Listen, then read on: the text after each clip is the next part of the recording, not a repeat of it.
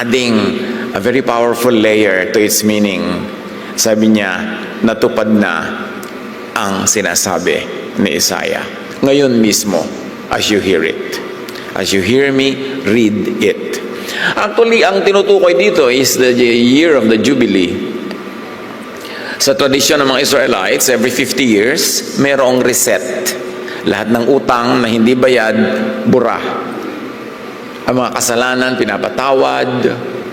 Ang mga kaparusahan, inaangat. Ang bigat sa buhay. At maraming mga bilanggo ay pinapalaya. Parang bagong simula. And every 50 years, nagaganap yun. At yun ang observance nila. Isa itong protection ng society, ng religion, sa mga kawawa, sa mga api, sa mga walang kapangyarihan. Pero once every 50 years lang. Kaya may mga religious customs ang iba't ibang mga grupo na every 50 years marami ring napapatawad, may mga kasalanan na napapatawad, may mga pupuntahan kang lugar na nag-grant ng mga kapatawaran sa mga kasalanan. Merong Jubilee tradition. Ang pinagkaiba ng binasa ito ni Jesus, sabi niya, hindi lang ito isang taon every 50 years. Ngayon, magiging totoo na to every day of your life. At siya ang magiging daan para maging totoo yun. Can you imagine what burden is lifted by that statement from Jesus? If only people would realize the true value of what he said. The language of Isaiah 61 read by Jesus was understood as Jubilee language, echoing Leviticus 25 themes of release, restoration, and social reset. Built in sa kanilang kabihasnan itong Jubilee. Most interestingly, Jesus declares this Jubilee vision fulfilled today according to Him, through Him, shifting it from a scheduled year, every 50 years only, to a present, ongoing, lived reality. Tectonic ang movement na ginawa ni Jesus by saying these things. Jesus proclaims Jubilee as now permanent reality, no longer just a calendar date, no longer just a seasonal relief, but a regular way of life of release instead of punishment, restoration instead of exclusion, mercy instead of fear. Sabi niya, I have come that you might have life and have it to the full. Come to me, all of you who are tired and heavy laden, and I'll give you rest. I will give rest for your souls. My yoke is easy, my burden is light. And no longer limited to a one-year period within every 50 years, but now it's an ongoing, present, eternal reality among people. John 10:10, I have come that they may have life and have it abundantly, not only every 50 years, but every day. John 17:3, this is eternal life, sabi ni Jesus, that they may know you, Father, the only true God, and Jesus Christ, whom you have sent. A very loaded statement. Sabi ni Jesus, ito ang tunay na buhay. Ito ang buhay na walang hanggan, na makilala kayo, Ama, na kayong kaisa-isang tunay na Diyos. At ako ang iyong anak na isinugo nyo upang kayo'y ipakilala. So eternal life is in you and in me, telling people about you and about the kind of life is available to those who believe in you and those who follow you through me. Earthly life, when seen from eternity's vantage point, it's not just a preparation for the next life, as is commonly believed, but is already an integral portion of eternal life. Ang buhay na ito, ngayon, sa lugar na ito, saan yun ang buhay na ito, ay hindi lang preparasyon para sa buhay na walang hanggan. Ito'y kasama na, simula na, at bahagi na ng buhay na walang hanggan. Isang malaking shift of understanding yon. Kasi maraming iniisip, ang buhay dito'y pagsubok, para lamang magkaroon ka ng qualification, magkaroon ng buhay na walang hanggan. But Jesus says, eternal life is this, knowing you and knowing me, who makes you get known. Intindihin natin yun kasi malaking change ang magiging effect sa ating attitude about life. Pag inintindi natin ang sinasabi ni Jesus, that the kingdom is not there, is not here, it's in you. Andyan na. Kailangan mo lang ipamuhay kasi pinamamahayan ka na ng Espiritu ng Diyos. You are the kingdom of God. Not a political entity, not a nation, not a race, not a building, not a religion, but you are the temple of the living God. Can you imagine what kind of freedom is brought about by that realization? Dramatically presented at Pentecost when the Holy Spirit descended on everyone present. And everyone was given the gift of the Spirit. Pagka ganito mga New Year, or mga New Week of the New Year, ipinagdiriwang ng marami ang pagbabago by counting days, making promises, and raising hopes. Pero hindi naman talaga nare-reset ang buhay at midnight. Kahit ano pang countdown ang gawin mo, hindi naman pagpitada ng alas 12 talaga na bago yung buhay mo. May pa-countdown pa. Life goes on. Carrying unfinished stories, habits, wounds, and hopes with it. Ang mahalaga, maunawa ang buhay. Hindi lang magbilang ng mga araw at mga taon. Maunawa ang puno at dulo, ang saysay ng kasaysayan para mailagay sa lugar, sa context, ang bawat moment, bawat episode, at malasap ang maximum sarap ng buhay. Kailangan malayo ang pananaw, buo ang pagtingin sa buhay, hindi putol-putol, hindi segment-segment, part of an ongoing eternity. At binuksan ni Jesus yung mga mata ng mga tao kung ano ang kahulugan ng eternal life. A New Year is not magic. It's an invitation and an inquiry. Nagtatanong ang New Year kung ano ang handa tayong bitawan, i-repair, buuin muli, simulan. Sa darating ng mga araw ba ay ready, willing, and able ba tayong mabuhay sa katotohanan ng mas totoo, mas ayon sa mga dati na at lagi namang nakatakda na hindi naiiba, New Year or Old Year. Ang New Year ay hamon para din suriin pa ng mas malalim ang buhay sa mundo, ang kahulugan at pamamaraan nito. Para mas makasakay, makaayon at makidaloy tayo sa mga agos ng buhay na siya at siyang makakapangyari at mangyayari. Pagka ang pananaw natin limited, pang araw, pang oras, pang linggo, pang buwan, pang taon, mahirap makita yung buong picture. At kailangan lumayo-layo, lumalim-lalim ng pag-iisip para magkaroon ng saysay ang bawat sandaling nagaganap sa ating buhay. Para hindi lang tayo dagdag ng mga taong binibilang, habang dumadaan ang mga taon ay dagdag ang mga mahal na buhay sa buhay nating sumasakabilang buhay. Nahalata nyo ba yun? Padami ng padami, lumilipat ang listahan sa RIP.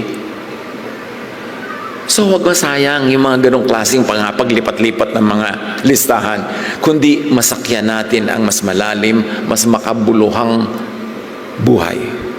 Ano ba talaga ito? Nililibang kasi tayo at minsan nililihis ng ating mga daily needs, ng mga pangangailangan, ng mga desires, ng mga ups and downs, ng mga emosyon. Kaya tuloy, dumadaan na lang at nauubos ang buhay sa mundong ito na halos ay di pa natin maunawa kung ano ba talaga. Ba't ba tayo nandito?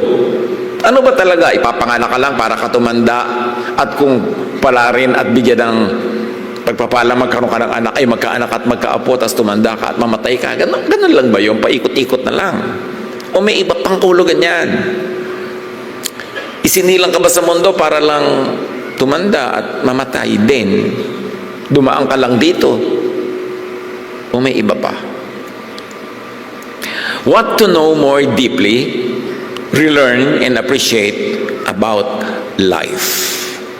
Life is shaped and sustained by natural law and quantum or supernatural laws. Isang bagay na dapat alamin at tanggapin. Meron talagang natural law. So kung may namamatay, may nabubuhay, may dumadating, may umaalis, may tumataas, may bumababa, may nahuhulog, natural law lahat yan. Ang creation ay may takdang patterns and rhythm. Jeremiah 32:25, "Thus says the Lord, if I have not established my covenant with day and night, and fixed laws of heaven and earth, then ... Ang mahalaga itong part ng sentence na to, na sinasabi dito, creation runs on fixed, unchanging laws. Day, night, heaven, earth, gravity, physics, velocity, buoyancy, lahat yan. Reality is ordered, sustained, and reliable. The more you know about natural law and reality, the more you are able to benefit from life. Bakit ba nakakapagreseta ang doktor ng mga gamot? Kasi na-observe na nila na itong ganitong chemical composition, pagkakainain mo, ininom mo sa ganitong oras, sa ganong dami, itong magiging epekto sa iyong kalusugan. Natural law yun. Nandun na lagi, na-discover lang later ng mga tao. And the more you realize this, and the more you know about how the laws and the dynamics of nature, the more you are able to benefit from the beauty of God's design. Na alam mo na kahit gaano kakabanal at dasal lang dasal, pag nadulas ka at nagpabaya, mababarog ka, yung ulo mo pwedeng mabiyak at mamatay ka. Kahit kabanal. Dapat nating ma-realize, preset ang mga laws. At ang tunay na pagsamba sa Diyos ay pagkilala sa kanyang mga natural laws at pagsakay dito, hindi pakikipagtunggali, kundi pakikiayon at pagdaloy. Life flourishes not by resisting these laws, but by recognizing them and living in harmony with their rhythm. Reality is ordered, sustained, and reliable. Kaya alam na ng mga eroplano, pag lumipad sila sa ganitong paraan, sa ganitong bilis, bababa sila sa ganong airport. Meron ba namang sa ibang airport napapunta? Napapunta ka kasi alam mo na yung laws of nature, yung direksyon ng hangin, the physics of flight.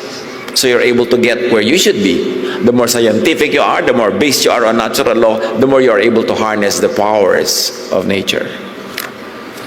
So, be in harmony with the rhythm, with natural and deeper, call it quantum or supernatural order. What you can explain naturally, pwede mong tawaging classical physics. And beyond that, what is usually beyond ordinary explanation, naku-quantum, mas naiintindihan from another point of view, from quantum physics. Kaya huwag kayo matatakot dyan, magandang pag-aralan. Kahit kung isang pinapantal ka, makita mo pa lang yung spelling. But it opens another way of understanding reality. Alamin, sabayan, sakyan ang unchanging laws of nature. Bakit di natin gawin niyang New Year's resolution? Para may pakinabang. Na kung napupuyat ka lagi, kahit sa kadadasal, makakakaroon ka pa rin ng sipon, pneumonia. Kailangan bigyan mo ng sarili mo ng tulog, hindi nadadaan sa kabanalan yan. Kasi may natural law. Kaya kung minsan, maraming hindi banal, mas malusog kaysa sa iyong banal. Kasi mas nakasakay sila sa natural law, nagba-vitamins, nag-exercise, tutulog. Ganon. Sakyan yan.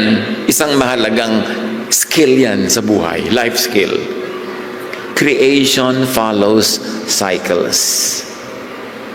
So ang mga tao, may mga kabaliwan, kanya-kanyang oras ng kabaliwan. Kung baliw siya ngayon, huwag mong patulan. Bukas, titino din yan. Babalik din sa sarili. Huwag magbanggaan ng dalawang baliw. Kasi magsisiraan kayo at magigibaan lang kayo. Nothing essential is wasted. Everything is cyclical. Ecclesiastes 1:7, all streams flow into the sea, yet the sea is never full. To the place the streams come from, there they return again. Very interestingly, these verses from Ecclesiastes talk about the water cycle. Na kung saan daw galing ang tubig, doon din yun babalik. So mag-aaral kayo ng evaporation, condensation, precipitation. Yun ang pinag-uusapan dito, naiintindihan nila. Although they don't talk in those technical terms. Nature constantly recycles and rebalances life. Systems fail when balance breaks. So mahalaga mga kapatid, you want to be godly, you want to live a spiritually fruitful life, have a balanced life. Balansehin. Hindi naman may pinag-uusapan kung tungkol sa masarap na timpla ng banana Q, papasukan mo na naman mga kabanalan. May oras, may balance para sa lahat ng bagay. Huwag pasok ng pasok. Kahit pa nga sa tingin mo, yan ang maganda. Kasi timing is almost as important as the deed itself. Live without panic about loss. Practice gratitude and careful reuse, trusting that life gives back what is shared. We lose things. It's part of the process. Ang balat mo nga, di ba? You shed off old skin.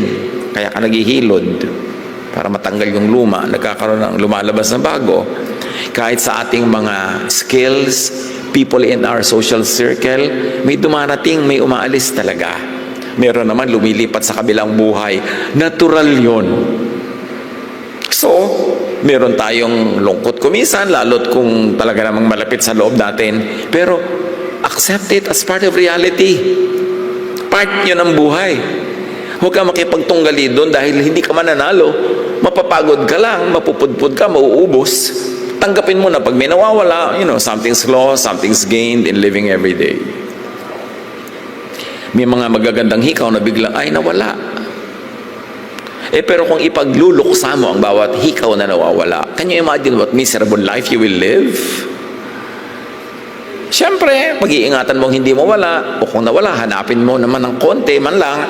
Pero kung talagang hindi mo na makita, give it up as something lost and look at what you gained that day. Because every day, something is lost and something's gained. Buksan ang mata. Hindi lang doon nakatingin sa nawawala, nalulungkot tuloy. Lagi namang may kapalit. Madalas ka nauuna pa yung kapalit. Receive, give. Share, receive, give. That's how you live life. Share. Share whatever is good to share, except your spouse. Share. Ang mga anak nyo, share. Share with their friends. Share with their future spouse or present spouse. Hindi naman inyo lang. Ang taong luluwag ang buhay, luluwag ang kalooban, yung marunong mag-share. Yung hindi yung kapit-tuko sa lahat ng mga bagay na gusto niya, kanya lang. Hindi yun mangyayari. It's against the law of nature. Because nurture runs on sharing, on recycling. Walang nawawala, paikot-ikot lang, kahit buhay, kahit mahal sa buhay. Narito lang tayong lahat, paikot-ikot in various forms. Tulad ng water cycle, kuminsan liquid, kuminsan solid, kuminsan vapor, pero nandyan lang din. Because since the creation of the world, that one drop of water was ever lost or gained. Doon napakagaling ng Diyos na creator natin, mag-recycle. So ganon din tayo dapat. You should be able to recycle feelings, recycle dreams and aspirations. May nabapalitan, may nawawala, may dumarating. Huwag makipag-contest dyan. It is the law of nature. And very importantly, pag nawawala o parang papunta na sa pagwala, let go. Let go. I always ask people, yung mga namamatayan, usually gusto kong pumupunta sa mga namamatayan, yung oras na hindi matao, para makapagsarilinan kayo ng mga naulila. Hindi yung ang dami-daming tao, wala na kayong meaningful conversation. At isa kong laging tinatanong, na-release mo na ba? O yung asawa mo, sumakabilang buhay, na-release mo na ba? I-release mo na. Tinawag na ng Panginoon, kinuha na. Huwag ka na magkapit-tuko. Iwan na lang gusto mong sumama na una. Kung hindi naman, release mo. Kasi kahit ano naman ang pagpilit mong i-release, kinuha na eh. Luwagan mong dibdib mo. Ano man yun. Meron mga nahihiram tayo mula sa Diyos, sandali. Pero isosoli mo yan. Lalo kagandahan. Sandaling-sandali lang ang pahiram niyan. Isoli mo na kung kinukuha na. Huwag mo na ipagpilit ang magmukhang 14 kung 80 ka na. Mapapagod ka eh. Release. Let go. Live in your reality. Isang bagay yan. At may 50 lang tayong iisa-isahin ngayon. Kaya sana nagbaon kayo ng tanghalian. What else do you know more deeply about life para ma-appreciate natin ang kahulugan nito? Humans appeared late in creation. Nauna na yung mga iba. Pati mga tuko, mga palaka, nauna na. Not as owners, but as stewards. Ang tao huling likha, kahuli-hulihan, tapos nagpahinga na ang Diyos. Realize what that means. We are not creators, we are not owners, but we are stewards. Tagapangalaga lang, nakakahiram-hiram mula sa Diyos. Being created in God's image means responsibility to care for creation, not exploitation, and not ownership. You don't own anyone. You don't own your spouse, you don't own your children, you don't own your parent, you don't own anyone. Tayo yung mga binigyan ng Panginoon ng assignment to care for one another, not to possess one another. The more we understand that, the easier life would be for us and for those we love. Genesis 2:15, the Lord God took the human and put him in the garden to work it and take care of it. Kahit nature, trabaho natin yan, alagaan, hindi yung ide-develop, na ibig sabihin, kakalbuhin mo yung gubat, ipa-flatten mo yung lupa, tatambakan mo ang mga ilog para maging lote mo. Hindi yun development, yun ay distraction. And the more we realize that kind of responsibility, and the more we are serious about doing that kind of work, the easier it will be for us and for everyone around us to have a better life. Ecology shows powerful actors must care for the system, not extract, or the system collapses, including themselves. Hanap tayo ng life sa Mars, sa Moon, tapos sinisira natin ang lahat ng life forms dito sa sarili nating planet. What kind of foolishness is that? Hanap ng trace of water sa Mars, tapos yung mga water natin dito, pinupulyot natin. Sinisira natin yung mga water tables. Come on! Dapat ma-realize natin that we don't own. We are custodians. Nakikihiram, nakikigamit, hindi mayari. Treat body, people, land, money, power, ano pa man, as entrusted, not possessed. Share. Nothing is ours. Let go, set free, give way. Huwag magkamal ng mga bagay na hindi mo naman kayang ubusin kahit sa isang buong lifetime. Sayang ang pagod. Mapupunta din yan sa iba. Pag hindi para sa'yo, pag hindi sapat sa'yo, mapupunta sa iba. Rest is built into reality. Isa pa natin yan dapat isipin. Endless, fruitless labor is ungodlike. And this is what makes me sad when I see many people that are so underprivileged, so deprived. Kulang na kulang ang kinikita, kulang na kulang ang pera, ang oras para sa sarili, nagasgas na ang buhay katatrabaho araw-araw, hindi naman tamad pero hindi makaahon sa hirap, hanggang mamatay na lang nang nakalugmok pa rin sa kahirapan. Parang nadaya, hindi niya nalasap yung mga niloloob ng Diyos na lasapin niya sa buhay na ito, because some people are so selfish and so greedy, depriving everyone else who are under their power. At tayo man, kahit yung kusa natin pagtatrabaho, yung trabaho ka ng trabaho, you should never forget that God ordered us to rest. Hebrews 4:10, anyone who enters God's rest also rests from their works, just as God did from His. As much as our resources will allow, observe more rest. Magulang ka, mag-rest ka rin kahit mahal mo ang mga anak mo at gusto mo mag-provide. Hindi yung uubusin mo na lahat ng lakas mo para sa mga anak mo, which is not bad. Pero dapat marunong ka mag-balance. May matira sa iyong sarili, marunong ka rin magpahinga, marunong ka magbigay sa sarili mo rin ng mga bagay na gusto mo. Kasi pareho ka nila, kasama ka sa gusto ng Diyos na lumasap ng kabutihan niya. Huwag sobrang magsakripisyo to the point na ikaw na yung wala nang natamasang kabutihan. Rest is not only pagpapahinga sa pagod. Yun ay pagtigil sa lahat ng mga bagay na umaagaw sa ating atensyon para magkaroon tayo ng oras na mag-isip-isip, magbulay-bulay tungkol sa mas matataas na bagay na dapat marating ng ating espiritu.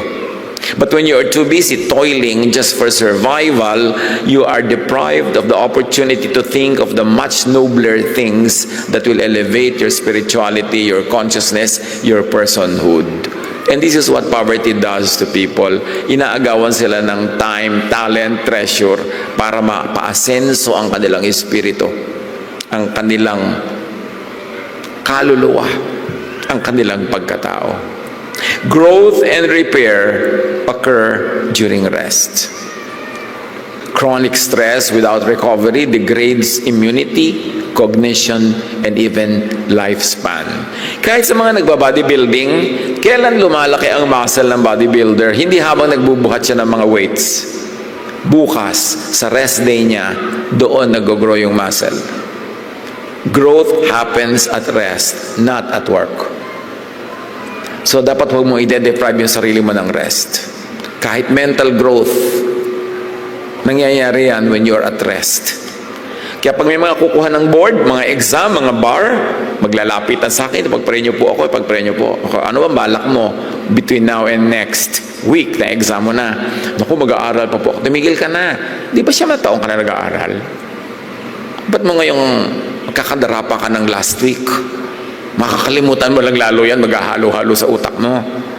Magsine ka, mag-spa, kumain ka ng banana Q, manguyakoy ka sa balde, umupo ka dito, magtingin ka ng view, para ma-rest ka. Lahat ng pinag-aralan ng mga maraming taon, babalik yan pag natanong sa exam. Magpahinga ka, kasama yon ng iyong growth. Hindi nadadaan yan sa sobra-sobrang non-stop work. Dito tayo dinadaya ng mundo, yung work hard at aasenso ka. Ang nagsasabi lang niyan, yung mga employers who want to exploit us. Work smart. Kailangan may pahinga. Schedule real rest as obedience. Not laziness, not indulgence, but obedience to natural law. Bigyang pahinga rin ng kapwa, mahalaga yan. Lalo na ang sakop, ang empleyado. When people are under your power, administrative, financial, whatever power, it becomes your duty to God to give people under you rest. Kasi nasa kamay mo yung kapangyarihan kung makakapagpahinga sila or not. So yung kapangyarihan mo, gamitin mo sa pagbibigay ng pahinga, hindi sa pagdadagdag ng needless pagod. Remember, pahiram ang lahat. You don't own even your employees. Lahat tayo mayroong great employer. So dapat maging responsible tayo for everyone down the line. Jesus restores fullness of life. Lagi nating nadidinig. What does it mean? Kay Jesus, ang buhay ay hindi paglayo, pag-iwas, pagtakas sa mundo. Tulad ng akala ng iba, magpapakabanal, magtatago sa likod ng mga pader. Sasalit sa mga very exclusive group na sila lang ang tao sa kanilang planeta at mundo. No, kay Jesus hindi paglayo at pag-iwas at pagtakas ang tunay na buhay, kundi pakikilahok ng buong buo sa buhay na ipinagkakalob ng Panginoon. Sa buhay na may saysay, may ugnayan, may galak with feelings. Real involvement and participation in eternal life, as Jesus gives it, is not refusal of the world, but participating fully, fruitfully, gainfully, and happily in the world that God gives us. To be an agent of change, to be a blessing, to be a catalyst. Napakahalagang uriin yun. Hindi sa pag-iwas sa mundo, kundi sa pakikilahok in gainful, fruitful, and loving ways. Eternal life is participation, not escape. Iniisip na iba, ang escape is mawala ka sa mundong ito at lumipat ka sa isang perfect world. No, it begins here. This is the world that God gave us. Pero iniiba ng marami, pinapasama nila yung mundo na ang goal mo laging tumakas at umalis sa mundo. Eh, andito tayo eh. Paano magiging masama ang bagay na nilikha ng Diyos? John 10:10, I have come that they may have life and have it to the full. Where? Here. Now. Not in another time, not in another place. Research on well-being shows meaning, purpose, and connection, not survival alone, produce resilience and vitality. Mas lumalakas ang katawan, mas lumulusog, mas tumatalino pag committed ka sa mga bagay na higit sa iyong daily existence. Mga mission na maikahulugan, pagmamahal sa kapwa, pag-ibig, pagtulong, pagbuo ng magagandang bagay. When you are committed to these things, pati ang iyong health nag-i-improve. Kasi meron kong sense of purpose. So, reject survival-only living. Choose habits that enlarge life, relationally, morally, spiritually. Tanggihan ang pamumuhay na ang hangad ay makaraos lang, na ang motto ay, pwede na yan. Pag nalinlang tayo ng pwede na yan mentality, hindi na tayo magsisikap to achieve more, to produce more, to share and give more. Yung pwede na yan, ano pang mga mentality ang dapat natin palitan? Yung, ganyan lang talaga yan. Wala akong magagawa. Mga ideya yan ng mga talunan. Kung masasabihin, wala akong magagawa, sabihin, may magagawa ako, especially by the power of God. Kung masabihin, ganyan lang talaga yan, tapos hindi, dapat ganyan yan, palitan natin, ayusin natin. Hindi pwede na yan, kundi no, pwede pa natin ayusin yan, improvein pa yan. Because sabi ni Jesus, I came that they might have life and have it to the full. Hindi naman sinabi ni Jesus na pwede na yan. Sabi niya, to the full. Yung todo.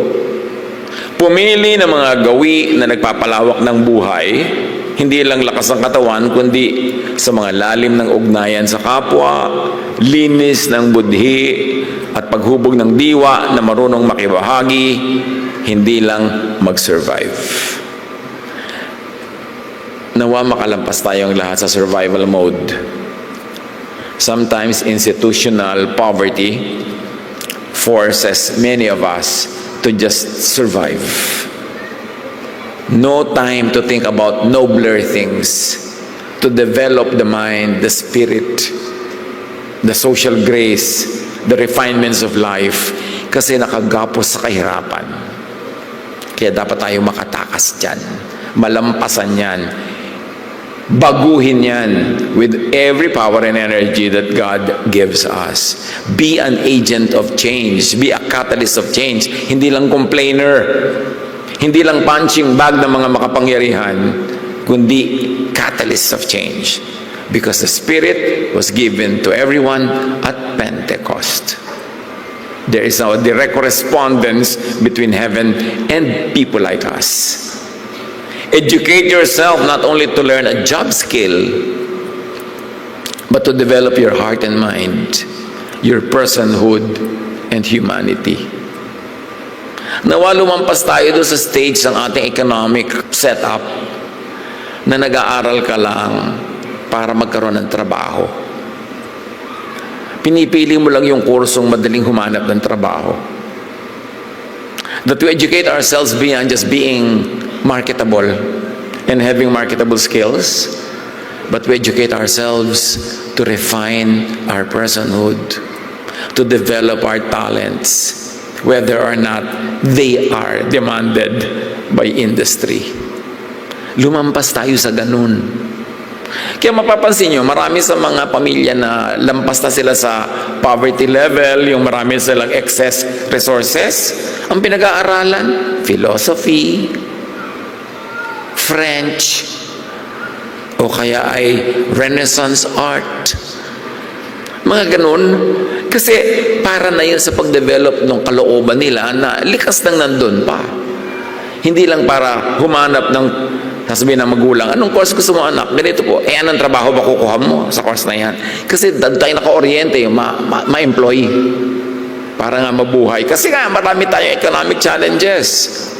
But if we are led ably by our leaders and we are good citizens and we do our part, we can develop a society wherein people study what will develop their spirit, not only to develop marketable skills. Makakarating nawa tayo sa ganyan in our lifetime. Yung maraming mahango sa needless poverty that stunts spiritual, emotional, and intellectual growth. Yung maghanap buhay para may pangtustos lang sa buhay, pero huwag ubusin ang buhay sa paghahanap buhay lang.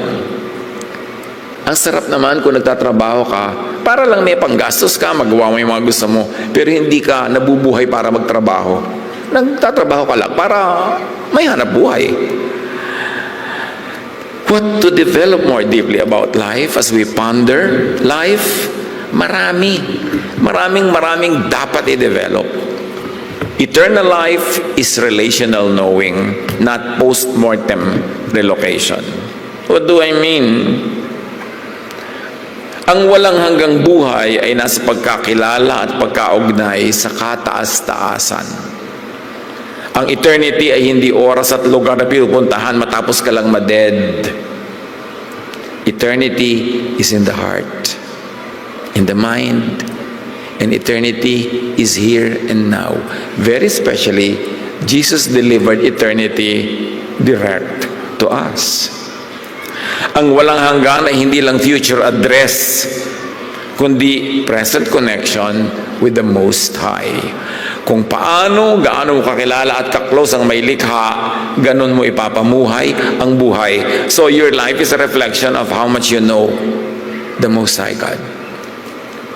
Your attitude about life, about gain or loss, about what you have and not have, reflection yan ng lalim, lawak at taas ng pagkaunawa natin sa kalooban ng Ama, na buong linaw namang itinuro ni Jesus. Kailangan lang natin pag-aralan at unawain. Your earthly and beyond earthly life is shaped by how well you know and how well connected you are to the Creator through the Son. Hindi lang dapat religion, dapat spirituality.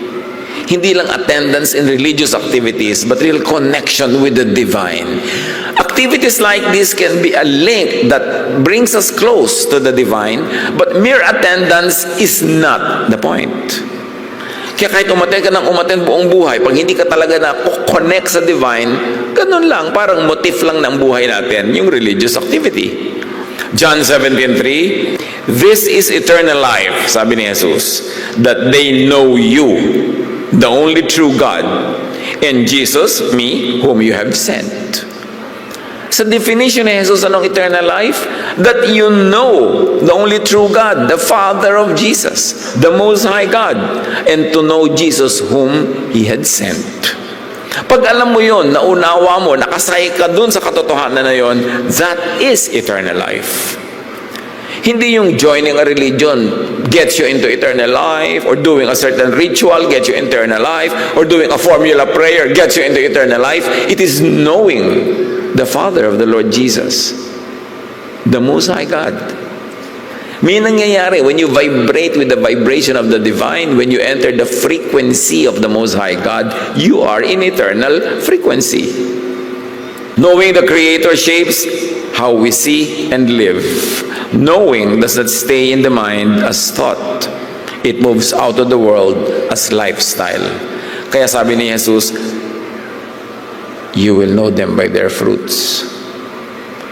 Sa bunga ng tao, malalaman kung nakakonekta talaga sila sa Ama. Ano ba yung bunga? Di ba yung kapayapaan, pag-ibig, katahimikan ng loob, tibay ng loob, tining, hindi agad-agad na naliligalig, hindi agad-agad nagagalit, natatakot, matining ang loob, payapa ang kalooban, restful. Yun ang bunga ng pagkakilala sa tunay na Diyos. Kaya malalaman mo kung kanino nakakonect, sa tunay na Diyos o sa hindi, kung ano ang bunga sa buhay.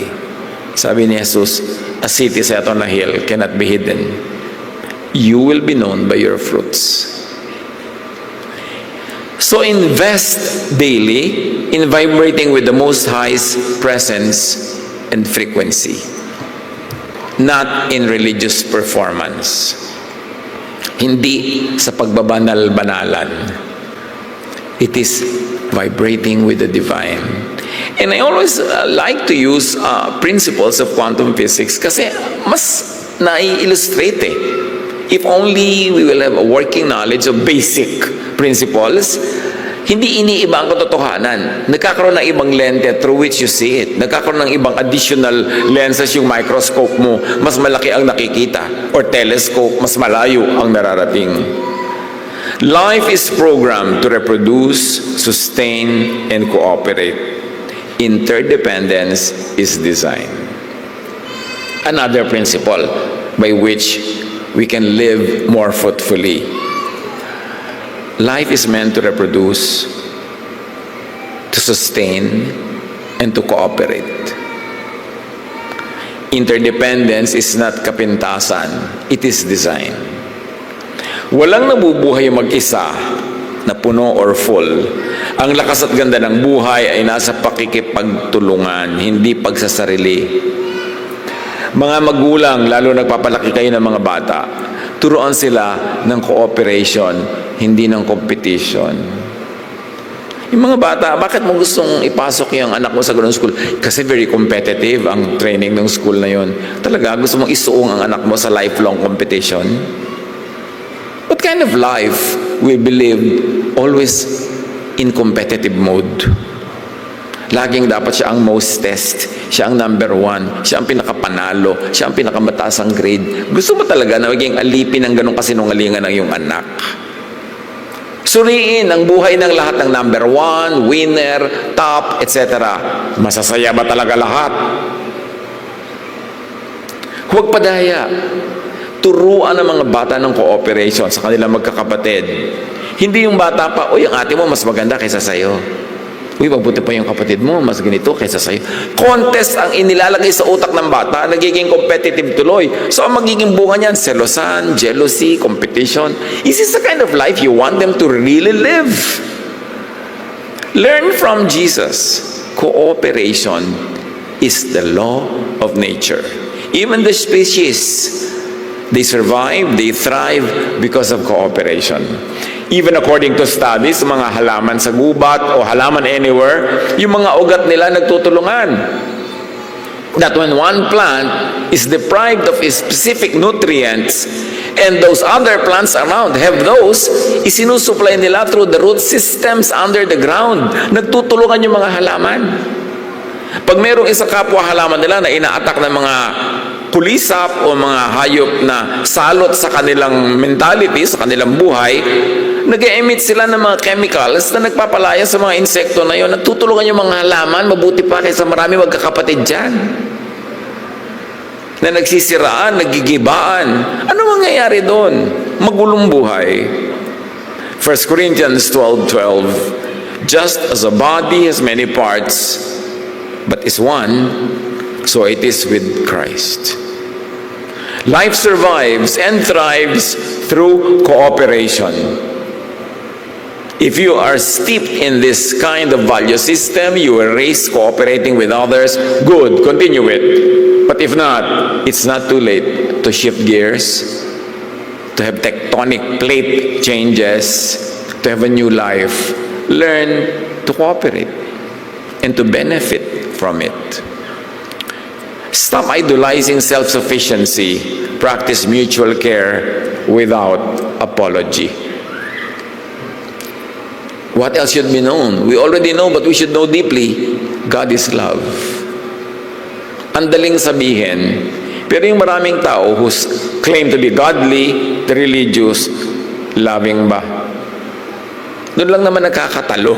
Doon nagkakakilanlan. Kung kilala nga ba ang Diyos, loving ba? Kung ang kataas-taasan ay pag-ibig, ang buhay ay pinalalawig at pinatitingkad, hindi ng takot, kundi ng pag-ibig na malaya at marunong magpalaya sa kapwa. Kung ano mang kapangyarihan ang ipinahiram sa iyo ng may likha, gamitin mo para magpalaya ng kapwa, hindi para magkulong at magtali.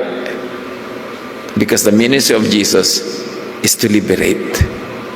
Love is the sustaining essence of life.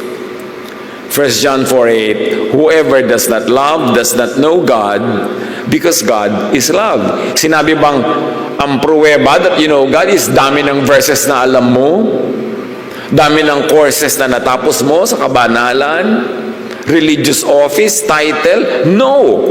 Sabi, whoever does not love does not know God. So suriin ang sarili, suriin ang kapwa. Those that fashion themselves as godly, loving ba? Dun lang. Yun lang ang test.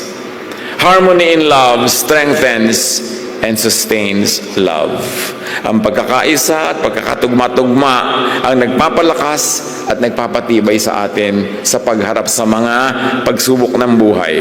Kapag ang mga bahagi ay marunong umayon sa isa't isa, lalo sa pamilya, sa organization, ang lakas ay hindi nauubos kundi nadaragdagan. At ang buhay ay nagiging mas matatag at humahaba. Ang nagpapaiksi ng buhay ang needless competition and competitiveness.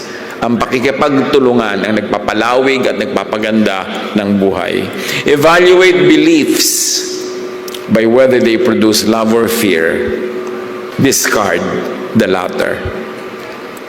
Paano mo susuriin ang belief system, ang religious doctrine, ang statement of faith, ang correctness? Itanong mo lang, does it produce love or fear? Yang teaching na yan, yung doktrina na yan, yung practice na yan, nagpo-promote ba ng love o takot? Ng pagtitiwala sa isa't isa o pagtatago at hypocrisy kasi takot na masuri, ma-judge ng kapwa. Suriin ang mga paniniwala ayon sa bunga nito. Nagbubunga ba ng pag-ibig o ng paninikip at pagkasakal ng kalooban? Bitawan ang kaisipang hindi nagbubukas sa buhay at ugnayan.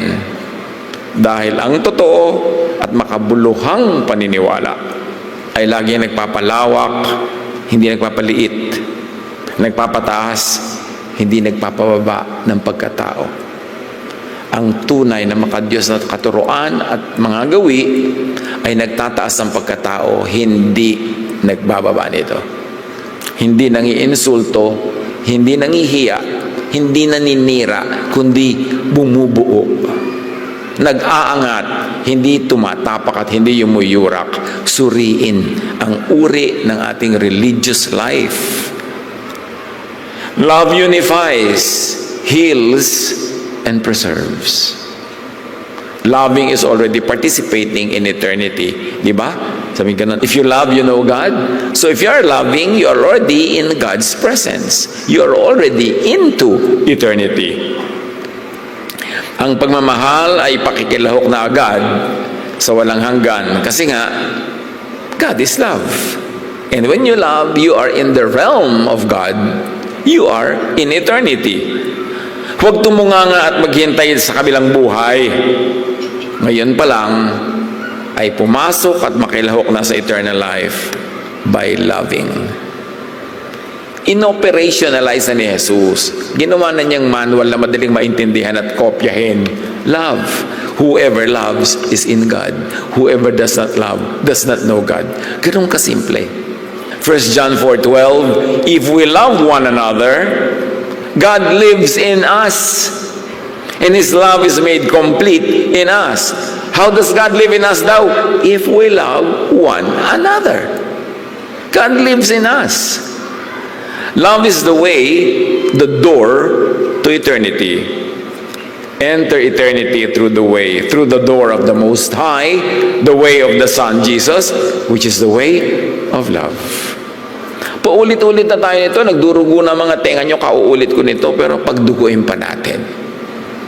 Para talaga lalo nating maipamuhay. Ganun lang kasimple yung katotohanan, huwag complicated. Strong social bonds reduce mortality risk more than diet or exercise alone. And this is according to studies. Mas nakakapagpalawig ng kalusugan yung strong emotional ties more than physical exercise. So choose reconciliation over winning, relationship over being right. Gaano karami sa pamilya, magkakapatid, magulang at anak, nagkawatak-watak, nagkagulo-gulo, kasi pare-pareho nagke-claim to have the right idea, to be the winner in the contest of philosophies, o sa agawan. Nag-aagawan sa mga mana, magkakapatid, nagkalayo-layo. Alam niyo yung mga magkakapatid na nagkakalayo-layo, dinadamay pa yung mga anak-anak nila, yung mga magpipinsan sa mga giyera nila magkakapatid, sa agawan sa kaprasong lupa sa barangay, lupa sa paso, lupa sa kuko. Pinag-aaway-awayan. Alam nyo, 30 years later, patay na rin lahat yung magkakapatid na yan. Anong katuturan na pag-away-awayan yan? Tingnan nyo from eternity, maglalayo-layo tayo, hindi tayo magkita-kita, may mga absent sa ating mga pagtitipon. Dahil lang sa mga bagay na yan na 50 years from now, wala na tayong lahat. Imagine this, 100 years from now, all of us will no longer be here. So what really matters? To be part of eternity now. Now na, by loving. Ang winner na nawawala ng kaibigan, kamag-anak, kasama, actually, ay loser. So don't always strive to win. Those who lose, especially in arguments, usually keep their friends.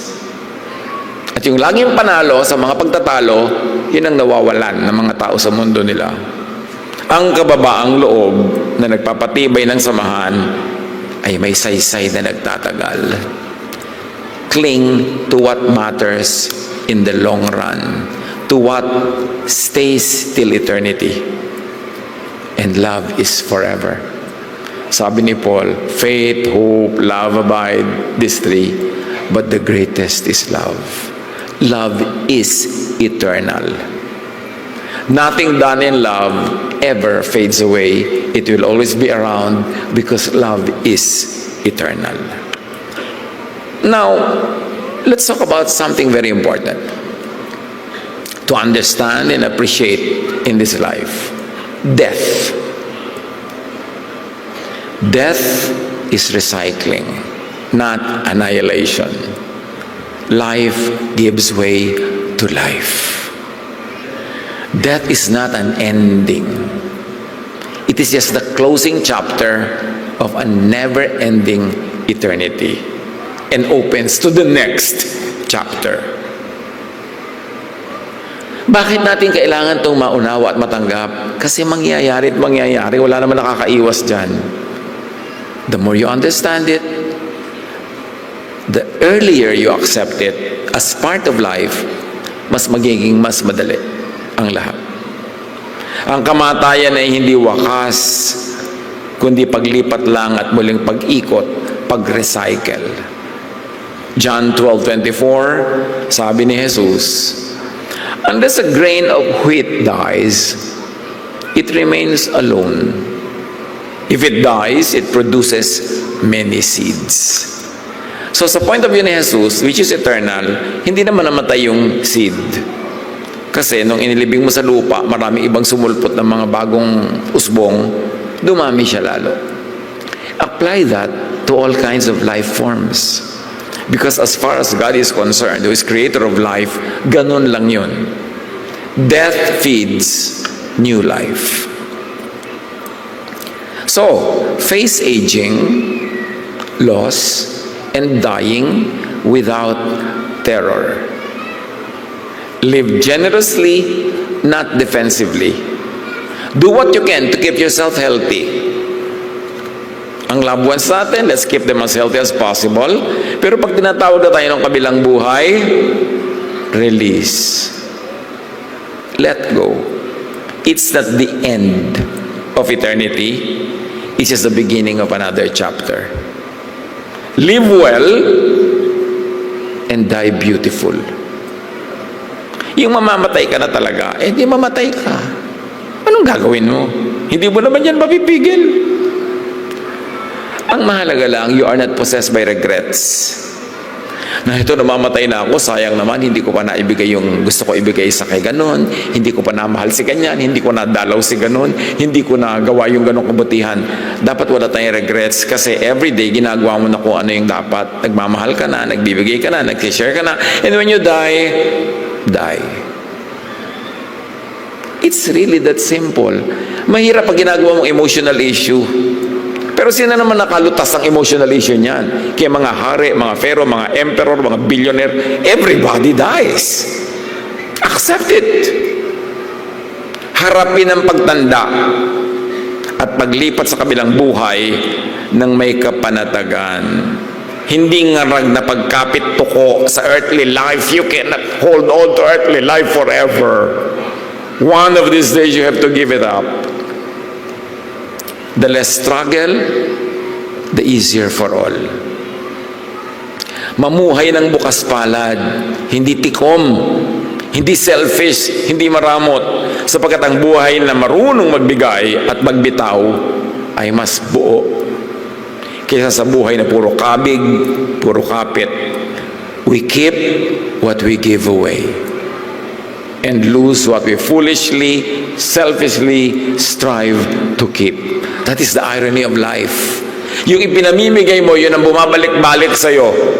At yung ipinagkakait mo sa iba para sarilinin, yun ang biglang nawawala. Give what you want to receive. Release what you want to keep. That is the secret of a happy life. Life grows, contributes, reproduces, and returns. Kaya cyclical lahat. Walang isinilang para mawala ng saysay. Ang buhay ay may ambag, may bunga, at may balik.